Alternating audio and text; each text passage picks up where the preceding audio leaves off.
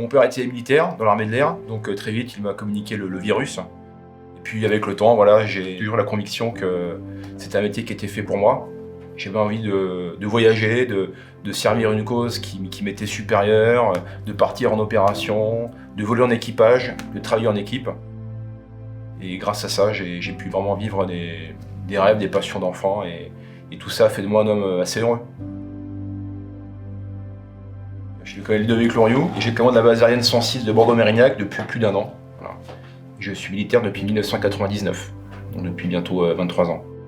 J'avais la volonté déjà de piloter, de voler et en même temps de servir. Donc effectivement, l'armée de l'air m'a permis de concilier deux envies, le vol, le pilotage, et puis servir mon pays dans l'armée. J'ai volé sur C-160 Transal, l'avion de transport bimoteur assez ancien, qui a été retiré du service tout récemment. Voilà, c'est un avion qui a été fait avec les Français et les Allemands il y a presque 60 ans aujourd'hui. C'est un très bel avion qui a marqué l'histoire de l'armée de l'air et de l'espace, qui a atteint l'âge de la retraite l'an passé et qui a été retiré du service après des milliers, peut-être même des millions d'heures de vol. Comme on dit, une base aérienne, c'est un peu le Graal, c'est un peu le cursus honorum. J'ai eu cette chance d'avoir été choisi pour commander la base aérienne de Mérignac. C'est vraiment une belle expérience puisqu'on est au cœur du réacteur. On est là pour fédérer les équipes, les personnels, donc c'est assez enrichissant. La base aérienne 106, c'est une des plus vieilles bases de l'armée de l'air. Elle a été créée le 1er janvier 1937. Elle a 3 missions principales, la dissuasion, la protection des Français et la projection de forces militaires. Donc elle accueille des unités qui concourent à ces 3 grandes missions. On a une unité ici qui est capable de construire une base aérienne projetée en opération à l'aide d'éléments assez sommaires. Et actuellement, on monte un P-29, donc c'est un hangar qui fait 29 mètres de large et qui va permettre d'accueillir des drones et des chasseurs en opération. Et moi, mon rôle, c'est de veiller à ce que toutes ces unités aient le soutien, les services qui leur permettent de faire leur mission. J'ai été pilote de transport, j'ai pu acquérir des réflexes, des méthodes, des façons de penser en équipage qui me servent aujourd'hui pour fédérer l'équipage. Et finalement, c'est un peu les mêmes façons de faire. C'est écouter les gens, s'intéresser aux gens, faire confiance aux gens, se reposer sur leur expertise. Je suis un petit peu le maire d'une petite ville de 3000 personnes.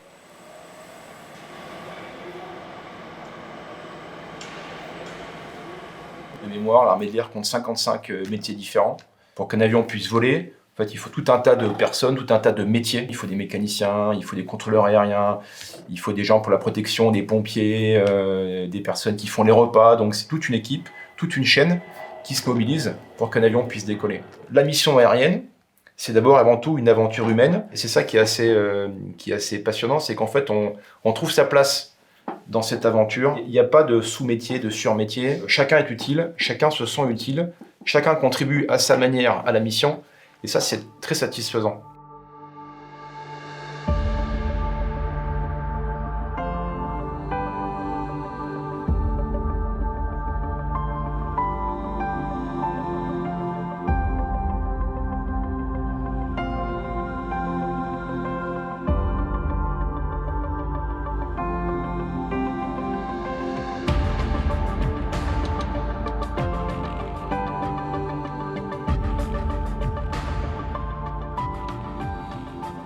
On se rend compte que le personnel est assez sensible à la cause écologique. Et l'un de nos projets, effectivement, c'est d'une part de valoriser nos déchets alimentaires, puisqu'on a en moyenne 1900 couverts offerts au personnel tous les midis. Malgré nos efforts, ça génère quand même des déchets alimentaires.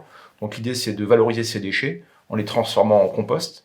Ce compost pourrait servir d'engrais à des arbres fruitiers, qui offriraient de la nourriture à des ruches, à des abeilles, que nous venons d'installer. Donc on essaie comme ça de créer des processus cycliques vertueux pour faire des efforts et réduire notamment nos déchets alimentaires. On a 2 sujets majeurs pour nous, donc l'écologie que je viens d'évoquer, et puis la jeunesse. La jeunesse pour nous est importante. Et puis avec la fin du service militaire, enfin sa suspension, il y a un risque que notre jeunesse ne comprenne pas à quoi sert l'armée française.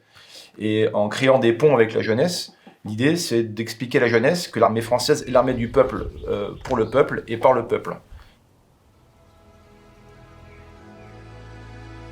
J'aime pas trop parler de moi, mais moi, ce qui m'apportait dans mes messages, c'était de dire qu'il fallait pas s'auto-censurer quand on est jeune et qu'on rêve d'un beau métier, et qu'il faut tenter sa chance. Et je pense qu'il faut vraiment dire aux jeunes, allez-y, si ça vous plaît, il faut y aller, travailler, et ça marche. L'expérience, elle est d'abord et avant tout faite d'échecs. Et je pense qu'un échec porte les germes d'une réussite future. Quel que soit le métier, si on a des envies, une passion, il faut y aller.